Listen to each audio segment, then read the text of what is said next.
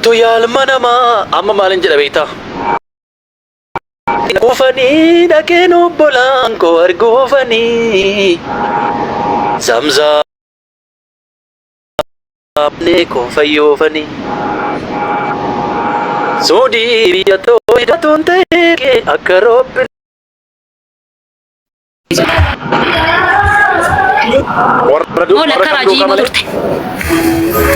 Maali faamilii taphtap godhaa hundi keessa namni jaatamni kun takkumatti?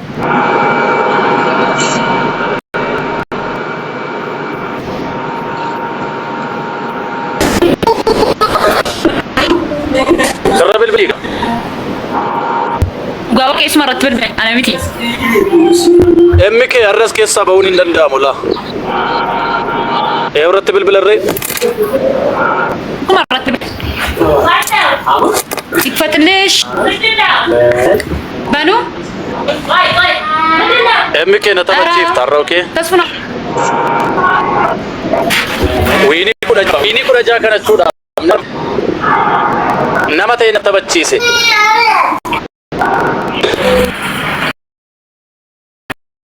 Taphtap godhaa jira waaqayyo. Nama kudha meeqa taatanii teessanii kana qofa.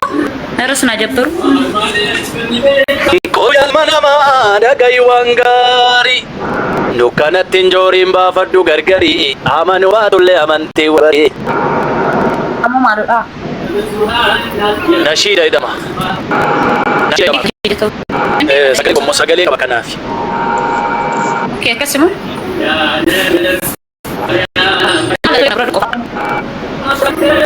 Lakka yoo man jedhan afaan korraa nashiidan dhabdu akkuma afaan korraa faarfannaan dibamne nashiin dhibamu. Ngeeyyaramee yaa Rabbi. Ammatti nan guutame nashiidhaan. Namni faarfannaa wayii si gaabbazu. Lakki. Maal rakkoo qaba maal? Abaaboo lamaan manaas bicha leenjii qaba faamilii. Lakki. Dhibba shanii walitti na dabamtaadha eedayyuu walii galteen keenya. Amma maalan siin jedhe beektaa? Obbolii koo nam tokko baaboo tokko. Maaliif duuta?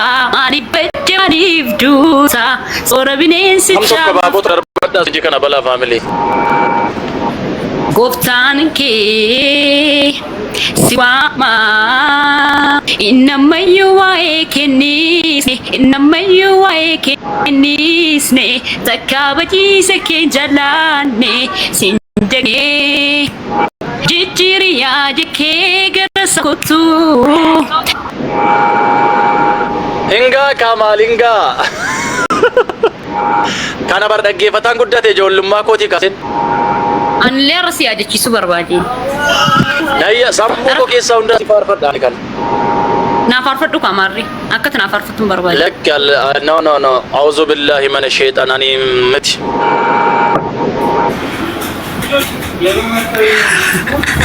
A'uuzu billaahi seexanni koos hin jiru baay'isuun. Anaaf si qofaa jira amni amma? Hoostii kanarra. Sirra jirti. Sirra maa jirti barotuun dur ta'e sirraa ni fadha. Okay, maal qofa beekuun kee gaariidha beektaa? Akka amma sirraa kee beekuun kee gaariidha. Waan nama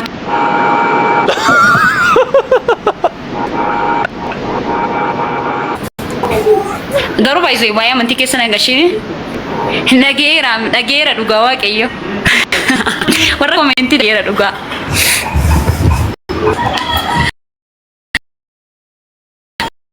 Naa umaayyuu asii lamaan dhodhaa kun kumatiin abareessan dhageera.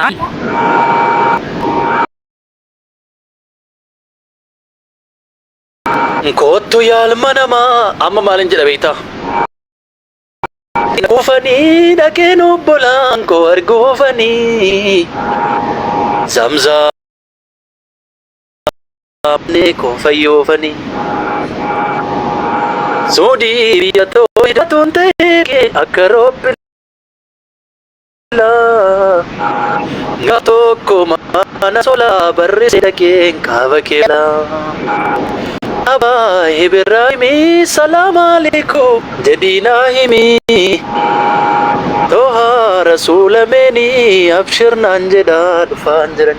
Maal natti fuudhee kana jiru? Diina kuufanii dhaqeen obbolaan koo arguufanii. Sodaattee baddee. In sodaachisa jechuudha nashiidi. Zamzamaachee Onne kovayyoo galee.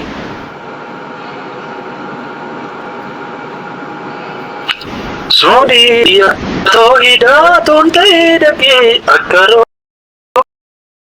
tokko mana soolaa barrisee dhaqeen kaaba kee oola.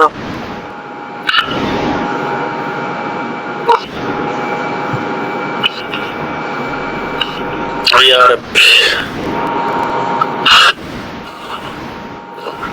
Welcome family hundi keessan iyyuu baga dhuftanii. Aayaa taphashiiti maal jette? Kottee ilma namaa sanjee.